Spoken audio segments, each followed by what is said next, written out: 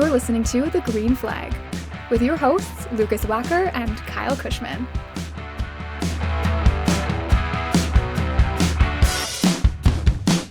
Who is the young gun that impressed the most in the top series this year in 2022? Well, let's find out, shall we? As these award shows do tend to go, we have another 3 nominees, Kyle. I will go first for this one since you went first for a previous couple. There's not many standouts in this award, in my opinion, this year. Okay. But I got to at least give it to Austin Cindric, finishing 3rd place for my Rookie of the Year. Won the biggest race in NASCAR in the Daytona 500 in 2022. But I don't know if I saw enough from him in the 2 car compared to, Ryan Blaney consistency-wise, Joey Logano consistency-wise, and that's a very unfair comparison to compare to 2 supreme talents like that in his rookie season. But Austin Cindric did do quite a few, one-off races last year for Penske in that 4th car, and he should have been a little bit more familiar with at least the Cup Series level. I know they went to a next-gen car. That is a fair statement as well. But Austin Cindric numbers only had 5 top 5s, 9 top 10s, and I don't know if that was necessarily worthy of being the best in this category. He was the Rookie of the Year in the NASCAR Cup Series for sure, basically based off of points. He didn't have much competition on that front, but I don't know if he's quite up there with the other 2 guys that I've got finishing 1st and 2nd. So Austin Cindric, very, very close to winning the Xfinity Series title in 2021, but I'm going to have to give the edge to a couple others for this award. Austin Cindric finishes 3rd for me.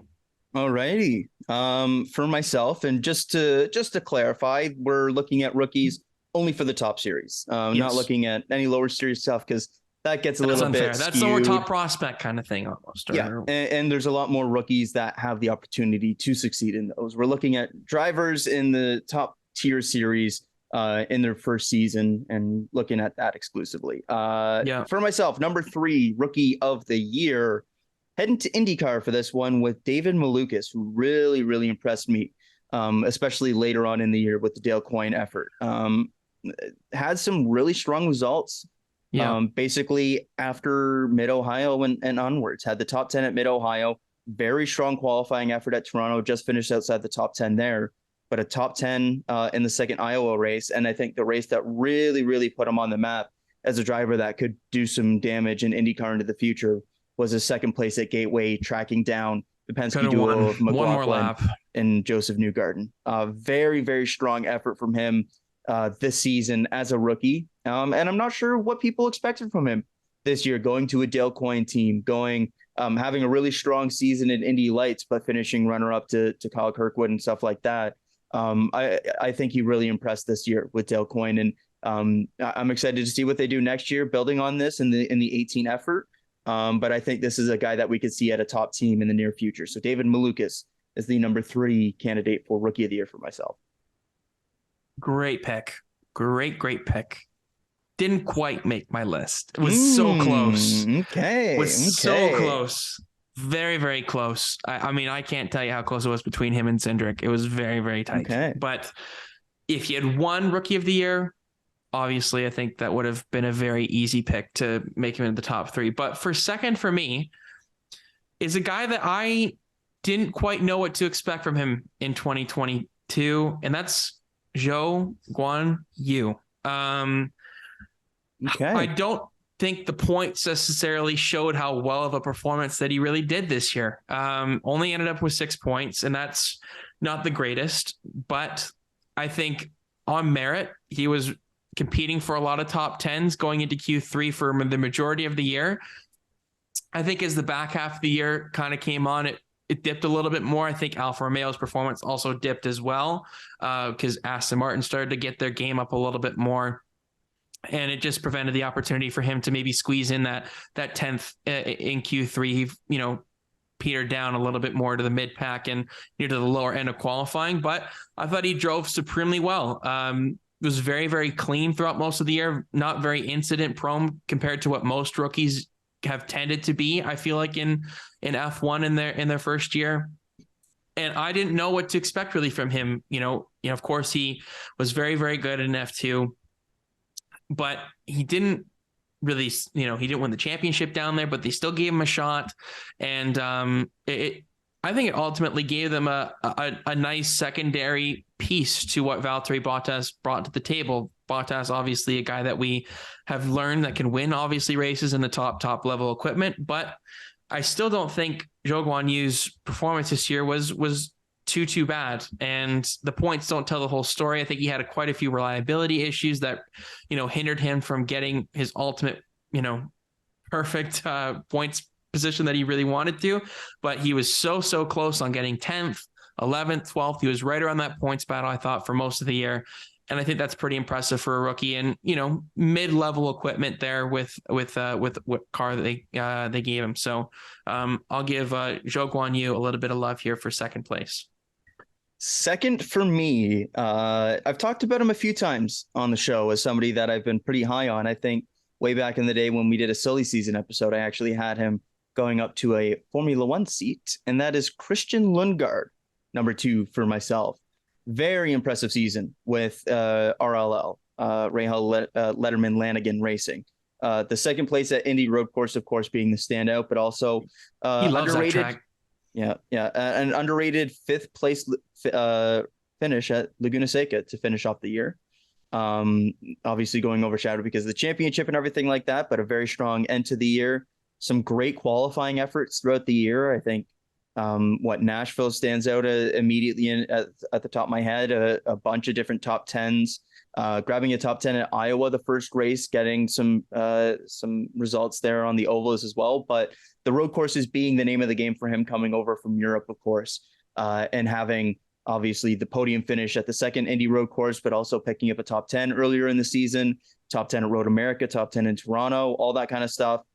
Very impressive season from him in a year that RLL kind of had a bit of a down year, with Graham Rahal finishing outside the top 10 in points. I'm excited to see what this team does next year with him having a full year under his belt, knowing what to expect going into next season. I think we could see Christian Lundgaard have a really big year in 2023. We'll see how long it takes to figure that one out. But I think we could see him grab a win next year. So he's the number 2 rookie of the year for myself, having a very strong year over in IndyCar. He's number 1 for me. Okay. Love the guy. I think he's got a supremely bright future. Yeah. He's obviously made the right call to jump ship to IndyCar for career longevity reasons.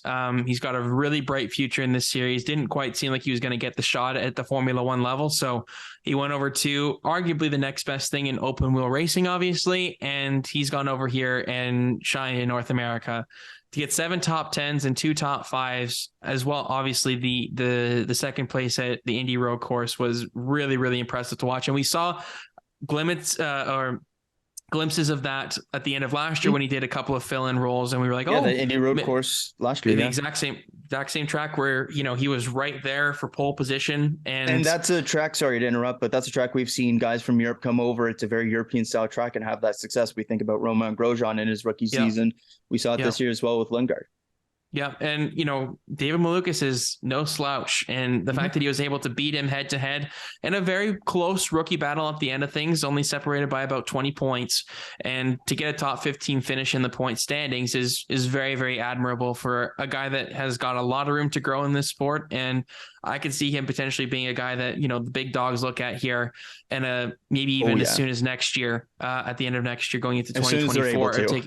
Yeah, exactly. So he's got a bright future ahead. And I thought, at the end of 2021, we saw what we could potentially get, and he delivered in 2022 for a lot of reasons. So I got to give it to Christian Lundgaard as the top rookie of 2022.